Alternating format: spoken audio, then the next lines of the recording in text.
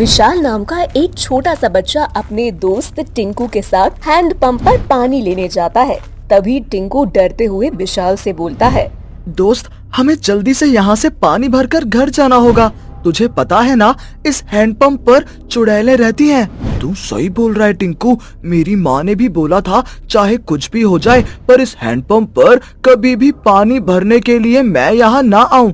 परंतु आज मेरी माँ की तबीयत बहुत खराब है। मेरे घर में बिल्कुल भी पानी नहीं है और तुम्हारे भी घर में पानी नहीं है, इसलिए मजबूरन मुझे इस हैंडपंप पर पानी लेने के लिए आना पड़ा।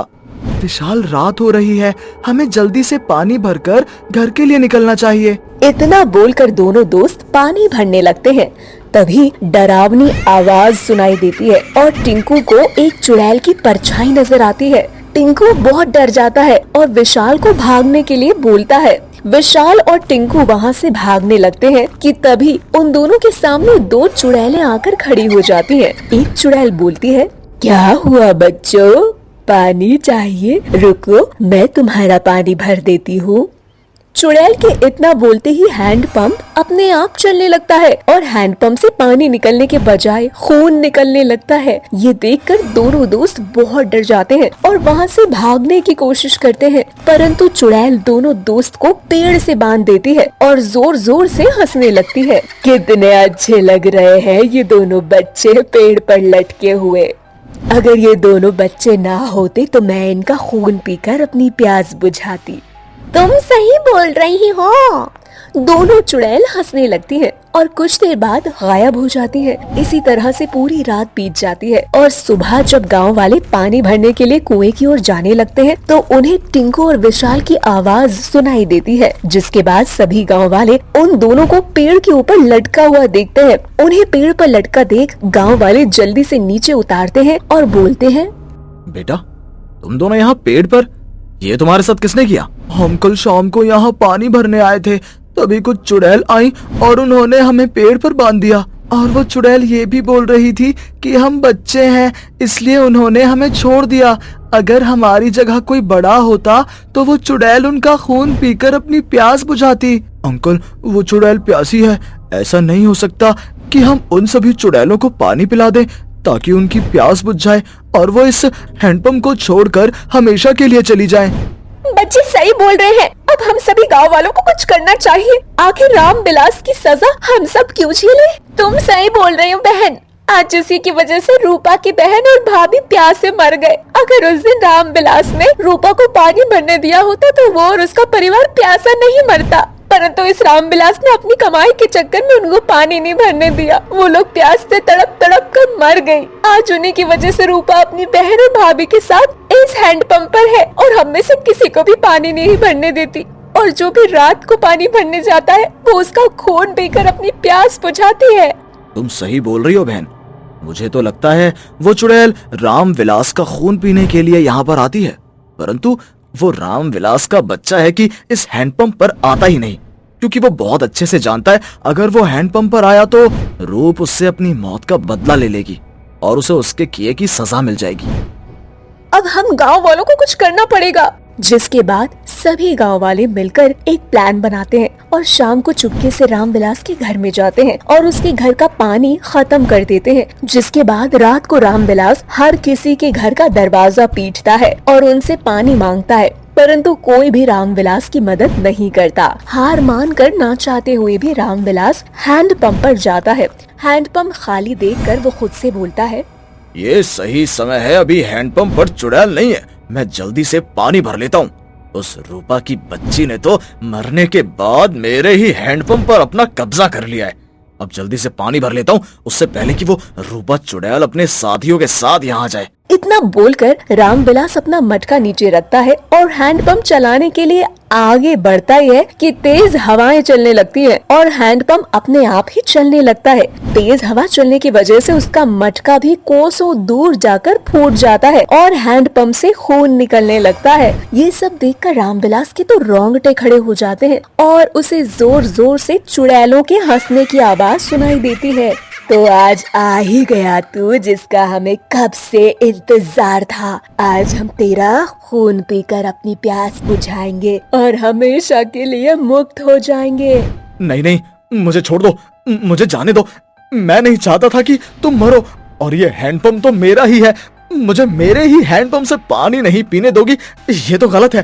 तुझे मार कर हम सब सही कर देंगे रामविलास। इतना बोलकर सारी चुड़ैलें उसके सामने आ जाती हैं। चुड़ैलों को देखकर रामविलास वहाँ से भागने की कोशिश करता है, परंतु एक चुड़ैल उसकी गर्दन पकड़ती है। एक चुड़ैल उसके पैर और एक चुड़ैल उसके हाथ और उसके शरीर के सारे अंग अलग कर देती है, जिसकी वजह से रामविलास की मौत हो जाती है। रामविलास के मरने के बाद उसके शरीर से निकल रहे खून को सभी चुड़ैलें पीकर अपनी प्यास बुझाती हैं। अब रामविलास के मरने के बाद चुड़ैल और उसकी साथियों को मुक्ति मिल जाती है, जिसके बाद गांव के सभी लोग बिना पैसे दिए हैंडपंप के पानी का इस्तेमाल करते हैं। विजय नाम का एक व्यक्ति अपनी बीवी संध्या और अपने छोटे बेटे आरव के साथ रहा करता था।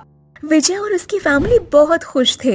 एक दिन विजय का प्रमोशन हो जाता है और कंपनी की तरफ से उसको एक घर मिलता है।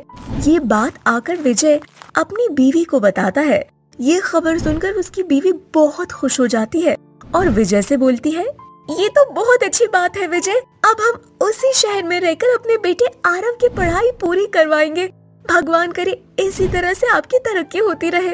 अपने माता पिता की आवाज सुनकर आरव बाहर आ जाता है और जब आरव को ये पता चलता है कि अब वो लोग गांव से बाहर एक शहर में जाकर रहेंगे, तो ये खबर सुनकर आरव बहुत खुश हो जाता है और अपने पापा से बोलता है, ये अब हम भी शहर में रहेंगे। अब मैं भी अपने बड़े से घर में खेलूंगा, बहुत मजा आएगा।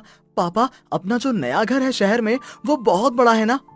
हाँ बेटा, वो घर बहुत बड़ा है, इतना बड़ा कि तुम अब उस घर के अंदर क्रिकेट भी खेल सकोगे। सच में पापा?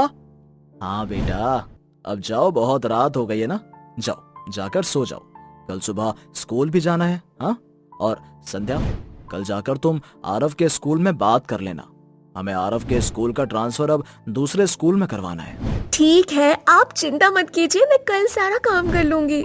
अगले दिन होते ही संध्या आरव के स्कूल जाती है और उनके स्कूल वालों से बात कर लेती है। अब बहुत जल्दी संध्या और विजय अपने बेटे आरव के साथ अपने नए घर में जाते हैं। उनका नया घर बहुत ही सुंदर होता है। इतना बड़ा घर देखकर संध्या बहुत ज्यादा खुश होती है। अब वो लोग अपने नए घर में शिफ्ट हो जाते हैं। ऐसे ही वो लोग रात में सोए हुए होते हैं, तभी कुछ अजीबोगरीब तरह की आवाजें आती हैं और आरव की आंख खुलती है। वो अपने पास एक फुटबॉल देखता है। फुटबॉल देखकर आरव जैसे ही उस फुटबॉल को पकड़ने जाता है, वो फुटबॉल अपने आप ही आगे बढ़ जाती है और आरव उस फुटबॉल का पीछा करता है और वो स्टोर रूम में चला जाता है, जहाँ वो देखता है कि 3 मटके रखे होते हैं जो कि लाल कपड़े से बंधे होते हैं। आरव तीनों मटकों को देखकर खुद से बोलता है, मेरी फुटबॉल कहाँ चली गई? और फुटबॉल की जगह ये 3 मटके, इन मटकों का मैं क्या करूँगा? मैं जाकर सो जाता हूँ। इतना बोलकर आरव सोने के लिए चला जाता है। तभी उन मटकों में से आवाज आती है, आरव बेटा, इन मटकों के अंदर बहुत सारे खिलौने हैं, तुम इन तीनों मटकों को खोल दो। क्या सच में मटकों के अंदर बहुत सारे खिलौने हैं? पर तुम कौन हो? मुझे दिख क्यों नहीं रहे? बेटा, मैं इस मटके के अंदर हूँ। अगर तुम इस मटके को खोलोगे तभी मैं तुम्हारे सामने आ पाऊंगा और तभी मैं तुम्हें बहुत सारे खिलौने दे सकूंगा। क्या सच में? फिर मैं अभी इन मटकों को खोल देता हूँ। इतना बोलकर आरव उन तीनों मटकों को खोल देता है, जिसके बाद उन तीनों मटकों में से एक धुआं निकलता है और आरव बेहोश हो जाता है। कुछ देर बाद संध्या की आंख खुलती है और वो पानी लेने के लिए किचन की ओर जाती है। तभी वो देखती है कि स्टोर रूम का दरवाजा खुला है। वो स्टोर रूम में जाती है, जहाँ वो आरव को जमीन पर सोता हुआ देखती है। संध्या आरव को बेडरूम में ले जाती है। अगले दिन आरव जब उठता है तो संध्या उससे बोलती है, बेटा, कल रात को तुम स्टोर रूम में क्यों गए थे और जमीन पर वहाँ पर क्यों सो रहे थे? माँ, मैं तो अपने रूम में ही सो रहा था, मुझे नहीं पता मैं स्टोर रूम में कैसे पहुँचा। इतना बोलकर आरव वहाँ से चला जाता है। ऐसे ही दिन बीतते हैं और आए दिन घर में कुछ न कुछ अजीबोगरीब तरह की हरकतें होती हैं। इस बार रात में संध्या को डरावनी आवाजें सुनाई देती हैं। संध्या की आंख खुल जाती है और संध्या आवाज का पीछा करते हुए स्टोर रूम में जाती है, जहां 3 मटकों को वो देखती है जो आपस में बात कर रहे होते हैं। ये देखकर संध्या बहुत ज्यादा हैरान होती है और बोलती है, ऐसा कैसे हो सकता है? एक मामूली मटके आपस में कैसे बात कर सकते हैं? ये तीनों मटके आखिर आपस में बात कैसे कर रहे हैं? क्योंकि हम एक भूतिया मटके हैं और कब से हम इंसान का इंतजार कर रहे थे। अब तुम हमें मिल चुकी हो। अब तुम्हारी एक मटके में लाश रखी जाएगी, दूसरे में हड्डियां और तीसरे मटके में खून, और अब तुम हमारा खाना बनोगी। उसके बाद हम तुम्हारे पति और बच्चे को भी मार डालेंगे। नहीं, तुम तीनों भूतिया मटके मेरे पति और मेरे बच्चे को कुछ नहीं कर सकते। मेरे होते हुए मैं तुम्हें ऐसा नहीं करने दूंगी। इतना बोलकर संध्या वहाँ से भागने लगती है कि तभी वो तीनों मटके अपना असली रूप ले लेते हैं। अपने सामने भूत को देखकर संध्या के पैरों तले जमीन खिसक जाती है और संध्या वहाँ से भागने की काफी कोशिश करने लगती है। तभी वो तीनों भूतिया मटके उसके पैर को बांध देते हैं। संध्या की आवाज सुनकर विजय भी उसके पास जाता है, जहाँ वो तीनों भूतिया मटके को देखता है। ये देखकर विजय भी डर जाता है और बोलता है, तुम तीनों कौन हो? हमने क्या बिगाड़ा है? छोड़ दो मेरी संध्या को। ऐसे कैसे छोड़ दे? हम कई सालों से भूखे हैं। इतने सालों बाद हमें इंसान मिले हैं। हम तुम तीनों को मार डालेंगे और अपना पेट भरेंगे। एक मटके में तुम्हारी लाश होगी, दूसरे मटके में तुम्हारी हड्डी और तीसरे मटके में तुम्हारा खून। इस तरह से हम तीनों आपस में मिलकर तुम्हारे शरीर को नोच कर खाएंगे। आप मेरी चिंता मत कीजिए विजय जी, मुझे कुछ नहीं होगा। आप पहले आरव को बचाइए, वो अभी बच्चा है। आप आरव को लेकर यहाँ से चले जाइए और किसी से मदद मांग लीजिए। मुझे पता है ये तीनों भूतिया मटके हमारा कुछ नहीं बिगाड़ सकते।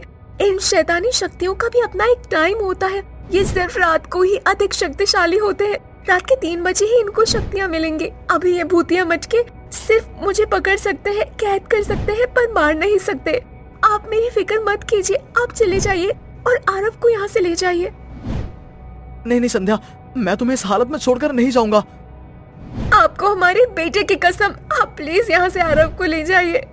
संध्या के बार बार बोलने पर विजय अपने बेटे को लेकर एक बाबा के पास जाता है और बाबा को सारी बात बताता है, जिसके बाद बाबा विजय से बोलता है, बेटा, तुम जिस घर में रह रहे हो वो घर श्रापित है। उस घर पर 3 भूतिया मटकों का साया है। वहां कभी कोई इंसान नहीं रह सकता और ना ही बस पाएगा। अगर तुम अपनी सलामती चाहते हो तो उस घर को अभी इसी वक्त खाली कर दो। बाबा, उन 3 भूतिया मटकों ने मेरी बीवी को पकड़ लिया है। अपनी बीवी के बिना मैं कहीं नहीं जाऊंगा। तुम फिक्र मत करो, मैं तुम्हारी बीवी को कुछ नहीं होने दूंगा। इतना बोलकर विजय बाबा को अपने साथ ले जाता है, जहां बाबा कुछ मंत्र पढ़कर उन भूतिया मटकों पर भभूत फेंकता है। तीनों भूतिया मटके कमजोर पड़ जाते हैं और वो तीनों संध्या को छोड़ देते हैं। संध्या जैसे ही भूतिया मटके के चंगुल से आजाद होती है, विजय अपनी बीवी को लेकर घर से बाहर चला जाता है और बाबा उन तीनों भूतिया मटकों को फिर से उसी लाल कपड़े में बांध देते हैं और घर में ताला लगा देते हैं और उस ताले पर एक मंत्र फूंक देते हैं, जिसके बाद विजय और उसकी बीवी अपने बच्चे के साथ उस गांव से चले जाते हैं और अपनी कंपनी से बात करके अपना ट्रांसफर वापस अपने गांव में ही करवा लेते हैं और अपनी बीवी बच्चों के साथ फिर से अपना जीवन खुशी खुशी जीने लगते हैं। बरगद नगर नाम के सुंदर से गांव में कुछ गांव वासी रहा करते थे। उस गांव के पास एक बड़ा सा जंगल था। इस जंगल में एक चुड़ैल रहा करती थी। सभी लोग उस चुड़ैल के बारे में जानते थे और वो सभी लोग उस जंगल में जाने से डरा करते थे, परंतु फिर भी लोगों को बाजार जाने के लिए उस जंगल से ही होकर जाना पड़ता था। कोई भी उस जंगल में अकेला नहीं जाया करता था, क्योंकि वो चुड़ैल लोगों को अगवा कर लेती थी और अपनी गुफा में ले जाकर उनकी आंखें निकाल लिया करती। ऐसे ही एक दिन उषा नाम की औरत अपने घर में काम कर रही होती है। तभी उसके फोन पर एक फोन आता है। दीदी, माँ की तबीयत बहुत ज्यादा खराब हो गई है, इसी वक्त यहाँ आ जाओ। मैं घर में अकेली हूँ, माँ को हॉस्पिटल लेकर जाना बहुत जरूरी है। रिया, अभी तो रात हो रही है और तुझे तो पता है गांव से बाहर निकलने का रास्ता जंगल से होकर निकलता है और उस जंगल में एक चुड़ैल रहती है जो लोगों की आंख निकाल लिया करती है। मैं इस वक्त नहीं आ पाऊंगी। अगर मैं घर से बाहर निकली तो वो चुड़ैल मुझे पकड़ लेगी और अपनी गुफा में ले जाकर मेरी आंख निकाल लेगी। दीदी, मेरे पास यहाँ कोई नहीं है और माँ को हॉस्पिटल ले जाना बहुत जरूरी है, नहीं तो हमारी माँ मर जाएगी। अपनी माँ की हालत के बारे में सुनकर उषा से रहा नहीं जाता और वो अपने पति देव से बोलती है। देव, मुझे मेरे मायके जाना होगा। मेरी माँ की तबीयत बहुत ज्यादा खराब है। रिया घर पर बिल्कुल अकेली है और तुम्हें तो पता है माँ जहाँ रहती है वहाँ आसपास में ना तो कोई अस्पताल है और ना ही कोई पड़ोसी जिससे रिया मदद ले सके। मेरा माँ के पास जाना बहुत जरूरी है, मुझे जाना ही होगा। तभी वहाँ उषा का बड़ा बेटा आ जाता है और वो अपनी माँ से बोलता है। माँ, रात हो रही है और आपको तो पता है ना कि गांव से बाहर जाने का रास्ता सिर्फ जंगल है। आप उस जंगल में गई तो चुड़ैल आपको पकड़ लेगी। और अगर नहीं गई बेटा तो मेरी माँ मर जाएगी। इतना बोलकर देव और उषा वहाँ से निकल जाते हैं। दोनों थोड़ी ही दूर जाते हैं कि रास्ते में उसे वो चुड़ैल मिल जाती है। चुड़ैल को देखकर दोनों पति पत्नी बहुत डर जाते हैं और चुड़ैल से बोलते हैं।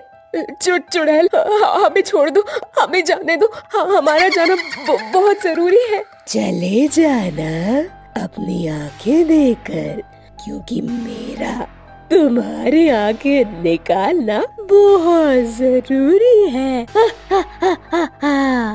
पर तुम ऐसा क्यों कर रही हो? हमें जाने दो। मैं ऐसा इसीलिए कर रही हूँ ताकि मैं चुड़ैलों की रानी बन सकूं और आज बहुत दिनों बाद कोई इंसान मुझे मिला है। तुम इंसान बहुत तेज हो। तुम्हें मेरे बारे में जब से पता चला है तब से तुम लोगों ने रात में आना ही बंद कर दिया, इसीलिए मैंने ये छल रचा और तुम्हें अपने पास बुलाया। क्या ये सब तुम्हारा चाल था? चुड़ैल, ऐसा मत करो, हमें छोड़ दो। हमने तुम्हारा क्या बिगाड़ा है? अरे तुम मामूली इंसान मेरा बिगाड़ भी कह सकते हो। मुझे तो बस तुम्हारी आंखें चाहिए और वो मैं लेकर रहूंगी। इसके लिए चाहे मुझे कुछ भी करना पड़े।